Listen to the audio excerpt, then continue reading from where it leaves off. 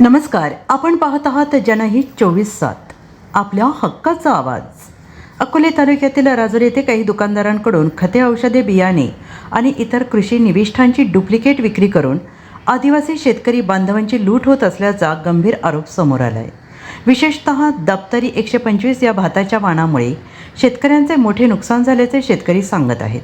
उत्पादन घटल्याने अनेक शेतकरी मेटाकुटीला आले असून त्यांची आर्थिक कोंडी झाली आहे.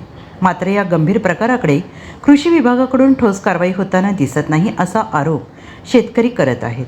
नेमके या डुप्लिकेट कृषी निविष्ठांना कोण पाठीशी घालत आहे असा सवाल आता उपस्थित होतो आहे. शेतकरी बांधवांच्या न्यायासाठी जनहित 24/7 मैदानात उतरले आहे. शेतकरी लूट मालिकेचा हा भाग दुसरा असून पुढील भागांमधून हा विषय सातत्यानं उघड केला जाणार आहे. बघा, शेतकऱ्यांच्या मढ्याच्या टाळूवरील लोणी खाणाऱ्यांची काळीकुट्ट बाजू. गोरगरीब आदिवासी शेतकरी बांधवांच्या तोंडून ऐका त्यांच्या व्यथा फक्त जनहित 24/7 वर, आपल्या हक्काच्या न्यूज चॅनेलवर.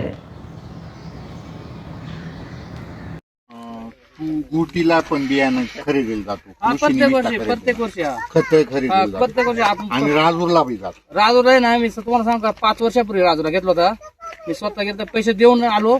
नंतर गाडीमध्ये म्हणजे बिल घेतलं, बिल करून आणल्यानंतर गाडी ड्रायव्हर पावती दिली, पण मला आहे ना डायरेक्ट डुप्लिकेट खत पाठवला. आता तू काय कुठे इथून रिटर्न घेऊन जाता परत मी वापरला, मला काहीच रिझल्ट भेटला नाही. त्याच्यापासून मी राजूरचा नाद सोडून डायरेक्ट गोटीला, प्रत्येक याला माहिती आहे, मी प्रत्येक वर्षी गोटीला जातो. जे टायमाला मी स्वतः बियाणं आणलं ना यांनी पण माझ्या खळ्यावरून तो बियाणं एकदम क्लिअर होता आणि ते स्वतः म्हणजे यांचा खताचा अनुभव, तुमचा बियाण्याचा अनुभव, राजूरच्या दुकानदारांचा वाईट अनुभव. मी राजूला गेलो नाही, गोडला गेलो नाही, डायरेक्ट इगतपूरला. आता मागत स्वतः जमिनी गावाच्या मध्ये उपवायचा खत उपवायचा वरती आणलं आता आता खत उपवतं का हो? हो का? खत उपवतो का पाण्यामध्ये? उपवायचा आम्ही चेंज पडतो का पुढं मग तो का पलटी झाला होता का बुवा, काय झालं हिडी होतं? होती ते पण ते लीड गेले पोरांनी खत उपवतो का हे पाण्यामध्ये? मागच्या वेळी सांगतो काय लोकांनी बियाणं आणलं, तुम्हाला सांगतो 25 ना तिला आहे ना पावतीच 2024 होती ते बियाणाला चिटकावी.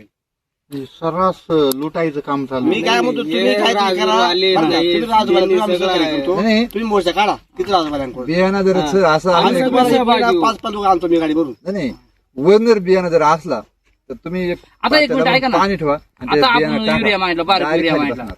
तुम्ही ना सांगतो वासाईपासून खाली कंच्या दुकानात जा युरिया मागायला, देणारच. आपल्याकडे राजूरला का मोठा युरिया का बारीक युरिया भेटत नाही, डीएपी सम्राट का राजूरा इकडे राजूरा भेटत नाही, इकडे का भेटतोय. खालून मराठी लोक आणले का त्याला खचाखच काढून देते. आपल्या लोकांना काय अडचण नाही द्यायला त्यांना. आपल्याकडे बाग आहे तिथं.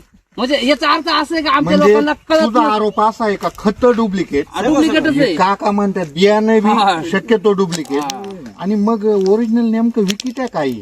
काय विकत त्याला माल आमच्याकडून घ्यायचा, फक्त पैसा आमच्याकडून डबल काढायचा. म्हणजे हेच बी जातंय आणि ते लेबल लावून. ऐका ना, तुम्हाला सांगतो एक आता मिनिट. आम्ही कोणी ऐका ना. 10-5 पती आता एखाद्या डीएपी सम्राट माहिती बरोबर आहे. आता दुसरं एखादा शेतकरी त्याला काहीच माहित नाही, हा. बरोबर आहे का नाही. आता डीएपी सम्राटची गुण मला वाटतं 1350 का 1350 काहीतरी आहे त्याची किंमत इकडे यांच्याकडे. आता त्याची डीएपी ते काय करणार, 850 वाली गुण काढून देणार. त्यांना पावर का नाही काही पावणार, ते शेतकऱ्याला काही कळतच नाही त्याच्यातला. असे गमत येते. पण ज्याला माहित आहे ना त्याला, ज्याला माहिती आहे त्याला मागितली ना तर काय म्हणणार, ही गुण नाही याच्यात युरियाची एक घ्या, तुम्ही सुपल्याची घ्या, तिथे युरिया 3 घ्या, तिथे सुपल्याच्या 3 घ्या, तो युरिया 2 भेटतील. अशी आयडिया करत येते. आणि माल मागला बी घ्या आमच्याकडे तसंच भेटेल.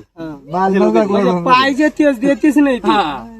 बी जर घेतला तर आता भेटेल. जर विहिरीची जर कोण गेले ना त्यांच्या ते असं ते एक पुडी देतात ते 100-150 वाली. किलोचं त्या पुढे काय फायदा नाही. खताच राहते ती, त्याची आपल्याला गरज राहत नाही. म्हणजे आम्ही त्याला लिंकिंग म्हणतो, लिंकिंग करतात. म्हणजे हे घ्या तर तुम्हाला हे देतो. हे देतो. लिंकिंग. हा बरोबर तुमच्या शब्दात ते परत त्यांच्याकडे बाटल्यात पोषक म्हणून ते हे म्हणजे घेऊनच जा. हे बुरशीनाशक आहे, नाशक आहे, हे घेऊनच जा. अहो ते पाणी वावरातून कंटिन्यू 24 तास चाललंय आमचं, ते फवारून त्याच्यात काय राहणार रे. पाणी आमच्याकडे लय ते राहतं. बोगसच आहे ना आमच्या आपण शेतीसाठी. आणि हे डुप्लिकेट करत आता हे पाणी ठेवायचं लगेच वाहतं बाहेर. गोटीवरून खत आणतोय ना, आपण याचं माझ्या शेजारी याच्या वावरात, माझ्या वावरात किती पांढरं याला माहिती आहे. गोटीचा खत मारला ना याला माहिती भात कसं होतं. मी राजूला मागतो. बरं राजूला. 3 दिवसामध्ये म्हणजे कंटिन्यू भात लागणार, उठणार शेती एकदम शेजारी आहे म्हणलं मातीत कायतच फार फरक फरक नाही.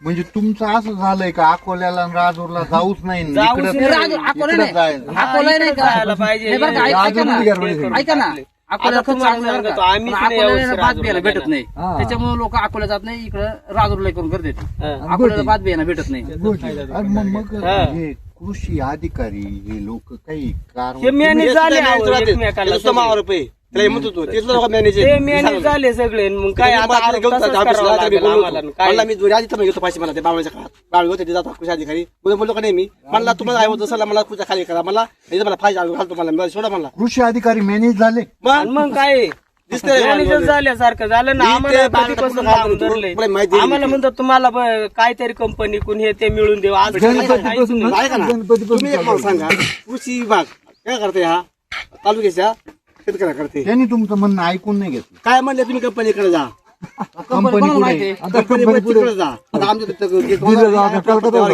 कंपनी येईल कंपनी आली अहवाल भेटल्यानंतर कंपनी आली कंपनीनं पाहिजे आम्हाला आला कुठून इकडे आलते लोक ते कुठले आलते ते कृषी विद्यापीठ लोक रावरीची ते आले त्याला अहवाल पण लावला एवढं करतोय आपण तरी कृषी विभाग झोपेल अकोल्याचा कृषी विभाग झोपलेला आहे असा आरोप आहे यांचा गोरगरीब आदिवासी शेतकरी ज्यावेळी इथं फक्त भाताचं एकच पीक घेतो एकच पीक आहे आपलं. आणि एवढी भयानक अवस्था या ठिकाणी कधी येणं झालं नाही परंतु जेव्हा या शेतकऱ्यांच्या भावना ऐकून घेतल्या ते राजकीय जे होईल राजकारण जिथं व्हायचं तिथं होईल उजाडन तिथं उजाडन परंतु एक शेतकऱ्यांचा प्रतिनिधी म्हणून शेतकऱ्यांचा काळवळा म्हणून अतिशय वेदनादायी हे वृत्त आहे माझ्या तालुक्यातील वृत्त आहे आणि राजूर या ठिकाणी ज्या कृषी निविष्ठा विकल्या जातात त्या डुप्लिकेट आहेत कृषी विभाग हा मॅनेज झाला आहे अशा पद्धतीचा भयानक आरोप